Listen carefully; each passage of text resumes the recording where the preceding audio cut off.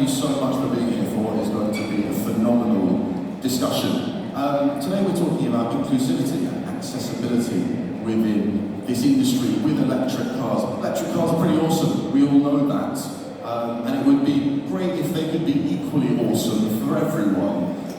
Just while we're busy making radical changes to this industry, what we're bidding off the engine and popping batteries in instead, it seems like a good time to maybe address some other long-standing inequalities within this industry. So we're going to talk about that today. What work is being done to make sure that electric cars are accessible, affordable, and inclusive? We've got an unbelievable panel for this one. Some proper big hitters of the industry. So starting with Richard, I would really appreciate it if you guys could just go down the line and tell us who you are and where you come from. I am Richard Whitehead, Paralympic gold medalist, and I'm also a Nissan brand ambassador. And it's great to be here, it's great to see so many faces that are obviously in equality and diversity, and hopefully we can address some of those real questions, and we want those questions obviously at the end. Hi, I'm Nick Thomas. Firstly, I'm an EV enthusiast, but secondly, I'm responsible for marketing at Nissan. Hello, my name's Emily Kerr. I founded a campaign called Share Our Cars to help address the affordability issue. Hi, I'm John Brooks. Most people know me as PD the Beer Face on Twitter. I'm disabled, I'm an EV enthusiast, and I'm trying really hard to make EVs accessible for everybody, not just EVs but chargers as well. Can you hear me? Sorry, Amelia. Hi everyone, I'm Amelia Platomi. I'm from Motability, the National Disability Charity. The scheme that Motability oversees has enabled millions of disabled people in the UK to lease a car and enjoy the freedom of mobility.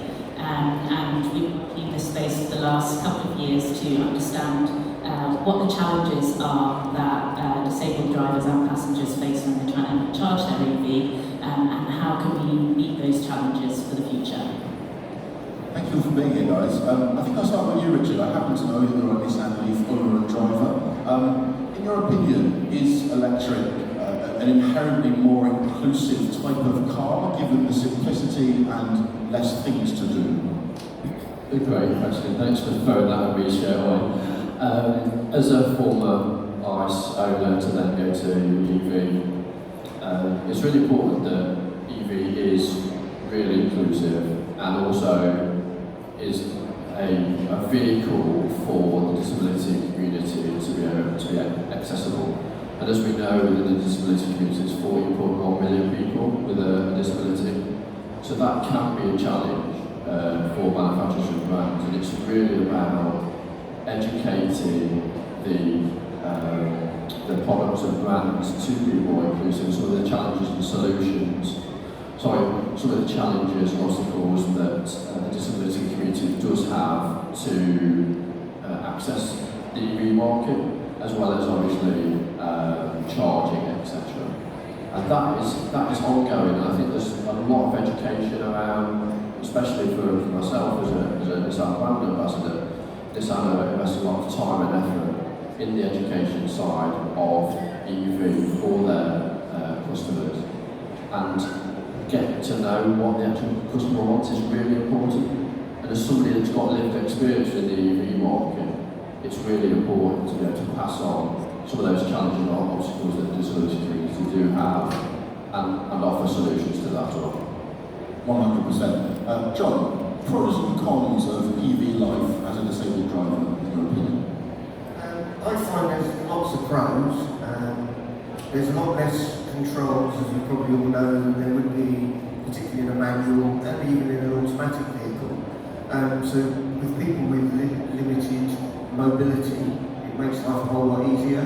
One pedal driving I absolutely love. The fact that I can accelerate and brake with just one pedal. The i3 that I've got will almost come to a standstill, so that makes life easier. And on some of the models, you get better access with the doors.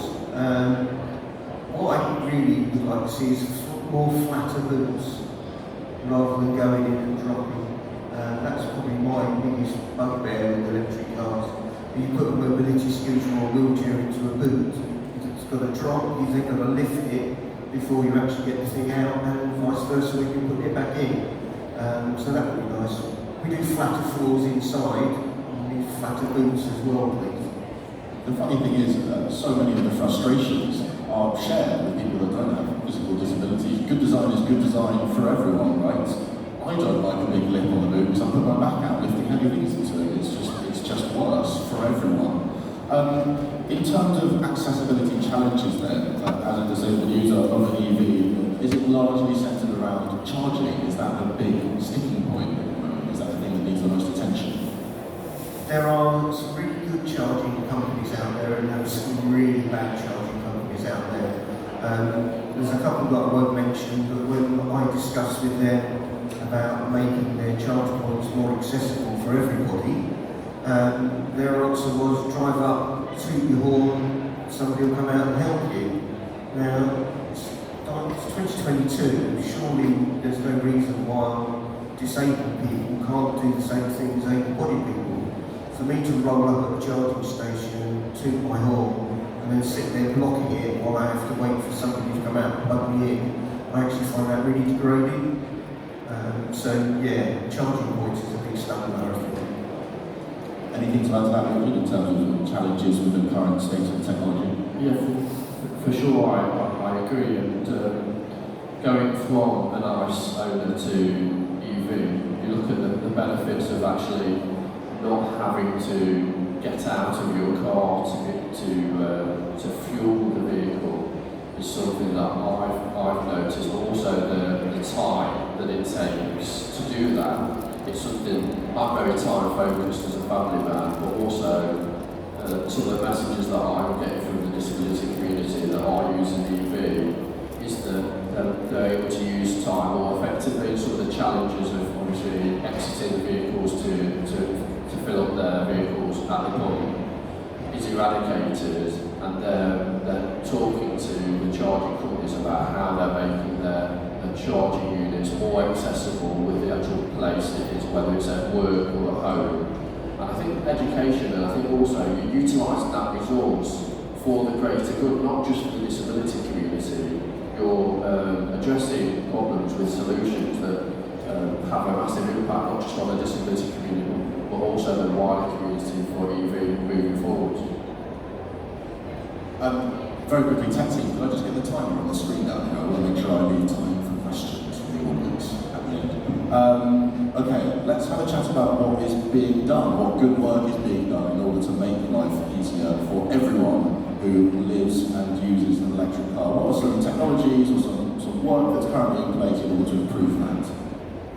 So the first thing for us, which was really important, was to do research with disabled people and understand actually what the issues they're facing are. So in 2020 we worked with the Research Institute for Disabled Consumers, and we looked at the challenges people face when they're actually trying to charge their car. So lots of things that we've already spoken about: high curbs, difficult cables, heavy plugs, things with dexterity issues, of course. But once we understood that, what we wanted to do was build a national design standard, accessibility standard. So we partnered with the British Standards Institute and with the Office for Zero Emission Vehicles, and we're actually in our public consultation period at the moment. So I would really encourage you all to go onto the British Standards Institute website and have a look at the standard that we've proposed and comment on it as well. We're always looking for views from people with lived experience and from industry as well. So that will have lots of information on how you can make a charge point accessible and what that can look like. The other thing we're working on is with a charity called Designability, who I'm sure lots of people in this room are familiar with. They're a charity who specialise in inclusive and accessible design, and they're building prototypes for us to demonstrate what accessibility can look like and what best practice could be. And they're releasing for us an online design resource which will be blueprints of how to design an accessible charge point, all available online for free. It's such incredibly important work at this early stage in the uptake of electric vehicles, because if we get this right now, then we can get it right from the start and make it better for everyone. when it becomes huge and we're all driving electric. Exactly, I think it's really important to avoid expensive retrofitting. I mean, my background's in the railway, and that's a perfect example of what happens when you don't include accessible design right from the beginning.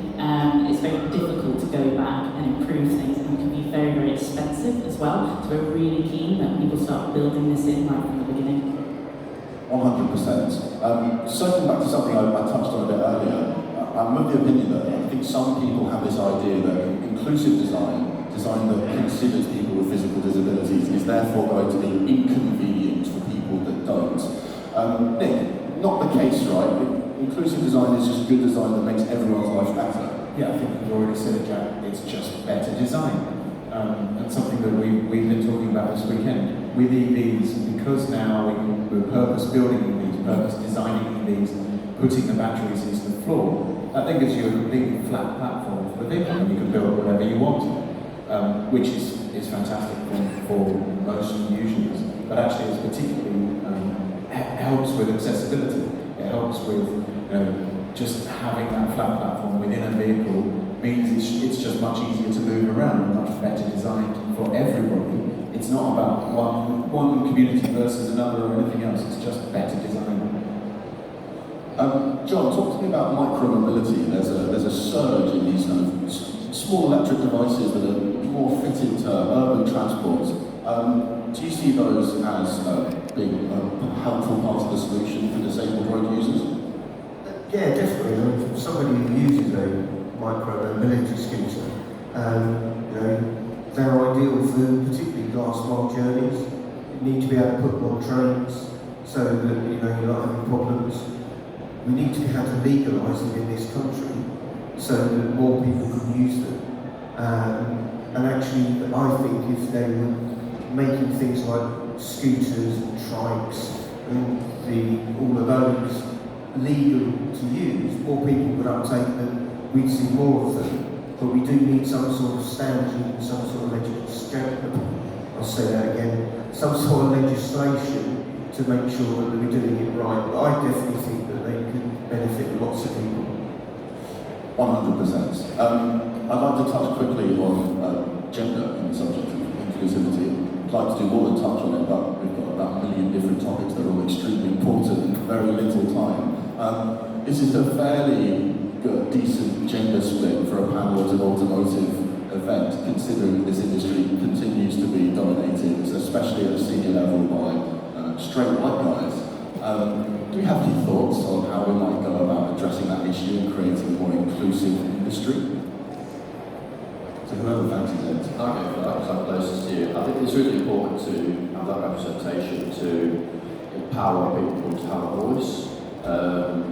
I've got a foundation, Richard White Foundation, that we wanted to have a diverse set of trustees, so we've got 50-50 split, male-female, but also representation across the equality groups as well. And I think it's really important so that you can have an impact on all areas of the business. Like you said as well, we need to have that equal representation across all minority groups, so that when you have access to EV, for instance, that you feel part of that journey of that EV moving forwards, and also your lived experience is taken into account when you're looking at the planning stage. I think that inclusivity, diversity doesn't need to be a box ticker. It needs to be from the planning stage of everything. It needs to be part of the transformation of EV moving forwards. And I'm proud to be part of this journey, and I think because of that, we'll be able to make that positive change moving forwards. Because it's almost impossible to come up with design that is beneficial to everyone if everyone is involved in the conversation of that design, right? Okay, lovely. I'd like to talk a little bit about affordability now. Let's see. Yes, lovely. EVs, as we know, are cheaper to run and live with than internal combustion cars, but they continue to be quite expensive. Nick, I did ask you this one yesterday, but for those who were not there, are sort of simpler, cheaper, more affordable EVs on the way in the near future? I'm pleased to say they're already here. The Leaf, for example, is extremely affordable and accessible, even on a monthly payment basis compared to an ICE car of the same size. and then you've got the running costs, which are lower, of course. You've got Motability, where we've got a leaf on a nil advance payment today, have had for I think about a year now. So fully accessible, fully affordable there. Of course, there's now a huge range of EVs coming to the market. I want to talk about the Nissan ones, but there's many others coming to the market as well. And as we move towards the combination of the move towards 2030 and the legislation that's in place there, but also the rapid improvement in battery technology is making cars much, much cheaper to build, and therefore we can build the smaller cars now that you're seeing coming to market, as well as the larger, more expensive cars. So you've got the full range of EVs, and in the next 2 to 3 years you're going to see an absolute flood of cars coming to the market for all shapes, sizes, for all price points, and everything in between. We're ready for them. Emily, private ownership is an increasingly unappealing notion to a lot of people. Among my friendship group, I am the only one with a car. They sure do come running when we go away for the weekend. Car sharing may well be a big part of the solution in the future. Can you talk to me a bit about the different types of car sharing and their advantages? Sure. Yeah, I mean, I think if you look at demographic, younger people are less likely to want to own cars. And that's partly an affordability issue, right? Even the average car in the UK costs about £3,500 a year, if you include depreciation, if you include maintenance. They are expensive, and if you use one every day, that's fine. But if you use one only occasionally, there may be cheaper ways to do it. And that's what I'm looking at, car sharing, basically. So there's lots of different types. I mean, taxis are an old type of car sharing. Many people have informal car shares with their friends or family. There's car clubs like Zip Car, Co-Wheels. What I look at doing is sharing cars within communities using Hirecar, who are one of the peer-to-peer lenders, so sort of like Airbnb for cars. There's 4 companies in the UK. There's Hirecar, there's Getaround, there's Carshare, and there's Turo. And all of these help match people with cars to people that want to borrow a car. And insurance is included. It's low hassle because you use their platform. And yeah, it can be a cheaper way of using a car if you want to borrow one, or it can make some money from your car if you want to share your car. So, for example, it cost me £90 to borrow a Hyundai Kona for the weekend, a couple of weekends ago. I've since leased an EV, which I'm sharing. The idea of that is to try and get the cost of the EV down. It's £400 for me to lease it, but if I can share it for a few weekends or a few weekends and evenings, I could maybe get the cost down to sort of 150 to 200 quid a month, and that suddenly makes EVs accessible. And it means that other people don't need to own them, so we can have fewer cars on the streets, we can have more space for micro-mobility. And Jack, earlier you were talking about the gender split, and I think that if you look at OEMs, they are very male-led. But if you look at the wider mobility space, there are many women involved in campaigning for more e-bikes, for more space, for more active travel. Travel with kids tends, safer streets, these kind of things tend to be, if you define mobility more widely and less narrowly, it tends to be a broader gender split, I'd say. So, answering 2 questions at the same time there. Nicely done. I'm interested in your shared lease. Is that built into your lease, that it's split among multiple people? It's built in that I'm allowed to share the EV, yes, exactly. So I don't have, it's available on Hirecar. If anyone wants to borrow it, you can see today, it's nearby. It's generally in Oxford, but at the moment it's located in Farnborough. So you just pay an hourly rate, and it'll be about, depending on your insurance profile, it'll probably be sort of £6 to £8. And then, yeah, you can borrow it. It's cheaper to borrow for a weekend. Someone's borrowing it next week who wants to try out an EV. Someone borrowed it last week to go visit their mum with their kids. All types of people borrow. If I can add to that, there's just a slightly different take on the sharing as well, something I've seen work very well in Japan and a few other countries where people are investing in renewable energy at home, or able to benefit from cheap or free renewable energy overnight where the wind is blowing, for example. People are putting batteries into their houses to distribute this energy. Whereas what we're trying to do at Nissan with our bi-directional charging is actually to use the battery in the car. So where people want the kind of the reliability of having a car available to them whenever they want it, especially people in the disability community perhaps. When you're not using it, it can be the battery that's actually powering your house. So overnight it's getting charged up, or in the middle of the day getting charged up with excess renewable energy. But then in the morning, in the evening, when you're using lots of energy in your house, you can take that energy back out of the car. And by that way, we're trying to share the battery with the electricity grid and reduce overall resource consumption, because we're not creating another battery, or we're supporting the usage of renewable energy as well. It does just seem like a solution to about 1 million different problems, doesn't it, in terms of price, congestion, just kind of wastefulness as well. It's an elegant solution. I feel like it took a hit as a result of COVID, but maybe people are starting to warm to the idea once again, and I really think that they should. Unfortunately, we're a bit short on time. I'd love to hear some questions from our audience. I suspect there are some really good ones. You're very welcome to come and queue at the microphone just in the centre here. Alternatively, if you have a question, you just want to put your hand up, we can bring a microphone to you. Why don't you start us off, sir? Thank you, Jack. I make no apologies for asking the same question I asked last September. I have every respect for everybody on your right. I have great respect for the gentleman on your left.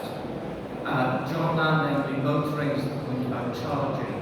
I have some friends who are deaf and dumb, and should they get to a charger that's inoperative, its phone number, can we please have somebody press government to make it mandatory for accessibility on chargers at remote locations to allow deaf and dumb people to use them? It seems a colossal no-brainer, doesn't it? Nick, where does the responsibility lie with pressing the government? Yeah, absolutely, agreed. Is it OEMs that need to be applying that pressure to the government? Absolutely, we'll do our bit. It works best when everybody has a voice, when it's not just an old white man banging the drum. I'm very happy to do so. Motability do an awful lot of great work, but there are many distinguished people on this panel as well who have a more important voice than me, and I'd like everybody to be making these issues very popular. Come on. Yeah. Hello, sir. Quick question. How long is it been for more vehicles that are wheelchair accessible that we need? Limited selection of wheelchair accessible vehicles, is that an ongoing issue, Amelia? Yeah, so it's something we're working on.